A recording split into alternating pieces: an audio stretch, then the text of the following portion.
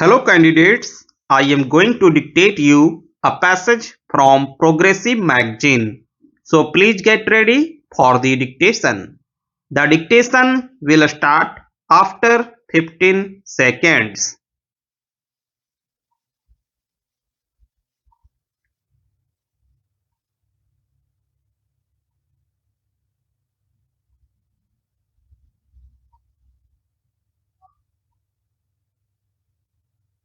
Sir, if democracy is to survive, the government which swears by democracy must guarantee that nobody would die of hunger. If this is not guaranteed and if this hope is not kindled in the hearts of millions of our people, our democracy would be meaningless. This has been stated practically by all jurists, all political leaders and social workers. Now I would like to know the difficulties. If we take into consideration that this right is not included, what are the effects? When I was speaking over the resolution moved by me esteemed colleague regarding northeastern situation, I made a mention that the time had come when you should provide work to the people or allowance if the work could not be given. At that time, the Honorable Minister had said that this was matter which concerned the Law Ministry. Therefore, I would like to invite the attention of the Law Minister again on this particular point. There is a problem of law and order in this country. The crime is on the increase. There is dissatisfaction everywhere. There is unrest amongst the students. Students feel that even if they take any number of degrees, they are not assured of a job. We all know that with 90% marks, they do not get admission even in medical and engineering colleges. Even after getting MBBS and BE degree, we are seeing what is happening in Delhi. Questions are being raised in this particular house. The number of people below poverty line is increasing every year. If we see this particular data, I think a time has reached when we must introspect and find out the reasons for the same. The question that arises then is how these people are to live. May I ask the Honorable Minister a question? Should they starve? If they declare that they are going to die, would you prosecute them for an attempt to commit suicide? Should they beg?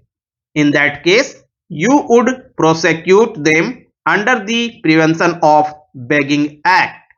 Should they steal? If they do not, you would prosecute them under IPC. What should they do? How should they live?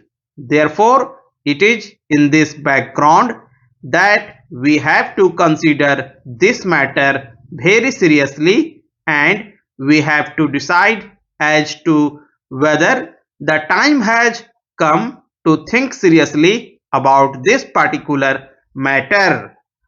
During all these years, enough lip sympathy has been tendered by all of us without any exception.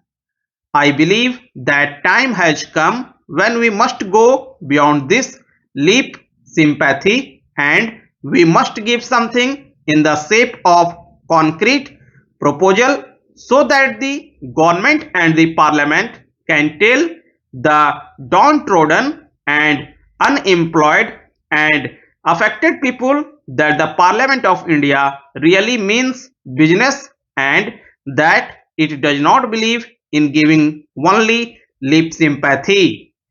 If we take into consideration this particular aspect and if we really enshrine this particular right in the Constitution, I believe a new hope will be kindled in the hearts of the millions of young people in our country.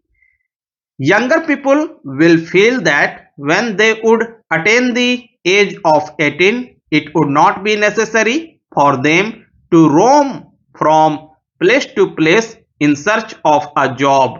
They would be assured of a job and they would be very happy. There would not be uncertainty in life. The unrest and strikes in the colleges and schools will stop. The problem of students' unrest cannot be solved if we guarantee them this particular right of work, for which I have made a humble attempt through this particular bill to be included under Article 19. We see in big cities they trek in thousands and thousands of people from the villages in search of jobs. The position in my district is that every month money orders worth rupees 180 crores are received from Mumbai from the Ratnagiri citizens living in Mumbai. There are no youngsters in the villages, only old persons live in the villages looking after agriculture. This is happening because we could not provide any work to people in the villages. When these people go to the metropolitan cities for work, do they get it? I am reminded of an old adage to which a reference was made by our Honorable Finance Minister, a very interesting adage which is applicable here.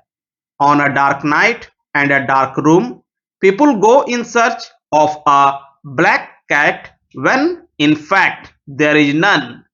This is the position with reference to jobs in the metropolitan cities. Under these circumstances, I believe that we have to take into consideration this problem very seriously. Unemployment is growing everywhere. If we take into account the data, it is very serious problem which will become worse if we do not take some serious steps in time now. With these words, I conclude my speech for the need for providing employment to all young people in the country.